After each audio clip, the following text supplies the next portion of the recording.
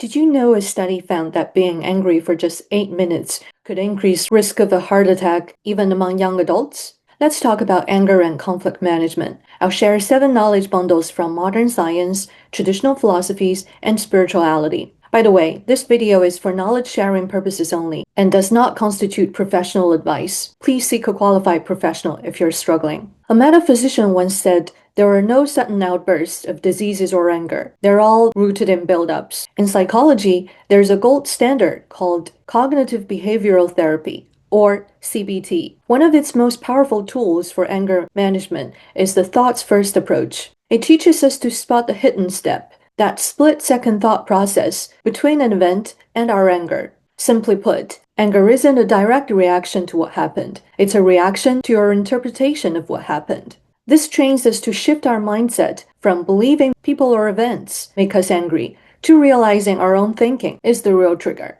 That shift is the core mechanism of change. Some programs found roughly 2/3 to 3/4 of participants significantly reduce problematic anger, far outperforming those who don't. Coincidentally, this modern science mirrors 3 ancient Eastern traditions: Taoism, Buddhism, and the Ching. All 3 teach that anger arises from within, not the world outside, and offer wise teachings for anger and conflict management. I'll also share useful tools from Confucianism and mind-body spirituality at the end. Take Buddhism, for example. Through the concepts of emptiness and dependent origination, we learn that things lack inherent fixed qualities. People and events are essentially neutral phenomena. The charge comes from us. So what exactly inside us causes the spark? The second noble truth points to tanha, or craving. When we're angry, we're craving for reality to be different than it is. Craving is one of the 3 poisons in Buddhism and creates suffering. In that sense, anger is indeed a form of suffering. Taoism offers a similar lens. Chapter 2 of the Tao Te Ching says, when people see beauty as beauty, ugliness arises. Basically, our judgments create our reality. Anger often ignites when we slap a negative judgment on external events, or a self-shaming one, which is basically a negative judgment about ourselves. To counter this, Taoism offers Wu Wei, non-interference or non-action. Wu Wei can also be practiced through a non-judgmental attitude. So we dissolve anger by choosing non-action, non-judgment. Let the event flow through without pinning a story on it. This shines especially for minor frictions among strangers, where no real interests clash. If it's a negative judgment about ourselves that triggers trauma and then trauma-related anger, we simply pause, retrieve awareness, and switch to a positive thought about ourselves.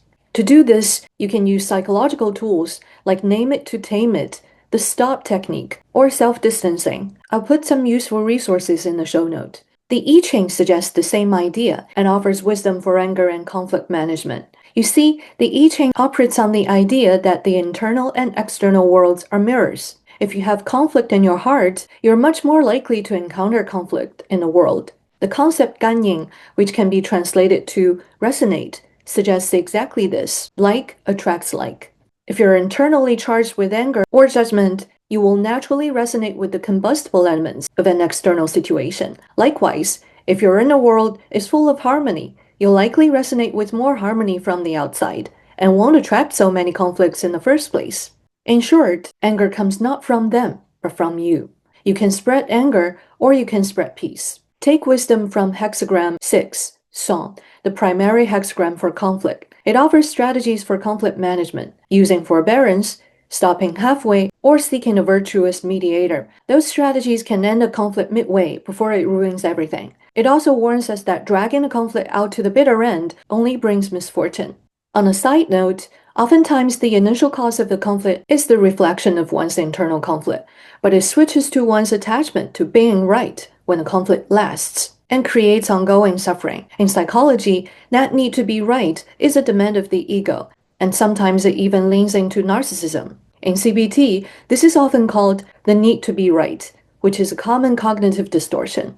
Drawing wisdom from the I Ching and its hexagram song's conflict strategies, we can take time and modern tools, say therapy and affirmations, to infuse our inner world with more harmony, happiness, and gratitude, instead of anger, resentment, and judgment, so as to attract fewer conflicts.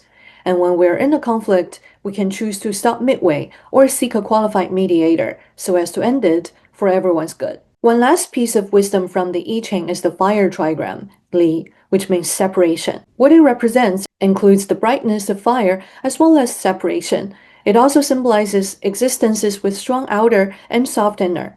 It teaches us to use civilization and manners and radiate good virtues like fire spread brightness and avoid separating from what we shouldn't. Isn't this exactly what anger does? It demonizes what you're angry about and creates numerous separations.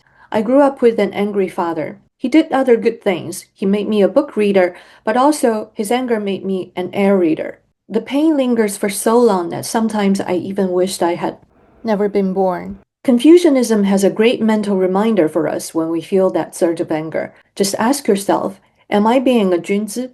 Junzi is a traditional term which originally meant nobleman, but later became the gold standard for moral character. If we strive to be moral exemplars who radiate virtue to those around us, would we still let that outburst of anger hurt the people we care about?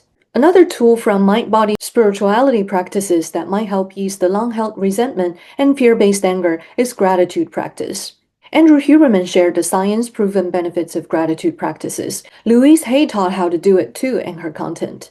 She wisely said something like, regardless of our circumstances, there's always something to be thankful for. For example, our breath, the air we breathe, water, food, and so many more blessings. Some Buddhist practitioners also teach shifting from irritation to gratitude. Gratitude practices not only slowly melt the resentment that often makes one edgy, but also bring us to the present and help eliminate fear and fear-based anger. In my experience, on the days when I start with gratitude, I'm able to turn those minor annoying moments into feelings of gratitude throughout the whole day. It's simply a far better way to live, feeling grateful rather than being easily irritated. Now, if all these ancient and modern systems have been teaching us how to manage anger and conflict for thousands of years, why haven't we gotten world peace yet? Well, we've all been there, knowing all the truth, yet still unable to change.